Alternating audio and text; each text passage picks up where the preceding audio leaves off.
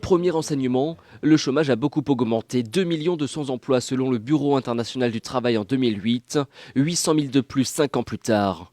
Le nombre de personnes au chômage depuis plus d'un an, ce qu'on appelle le chômage de longue durée, a explosé, plus 56%. Les ouvriers, immigrés ou personnes sans diplôme sont les plus touchés.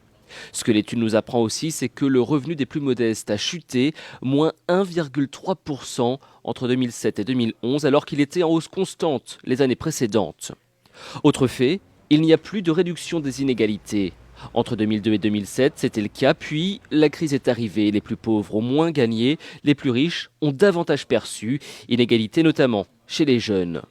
Parmi les conséquences de la crise, l'explosion du nombre d'allocataires des minima sociaux. Entre 2008 et 2012, le nombre de demandes d'allocations de solidarité spécifique a augmenté de 27%, plus 26% pour le RSA socle, c'est l'ex-RMI. 4,5 millions de personnes bénéficient aujourd'hui de ces aides. Enfin, le nombre de SDF a également explosé en 11 ans, plus 44%. Il y a aujourd'hui 112 000 sans-abri, dont 31 000 enfants.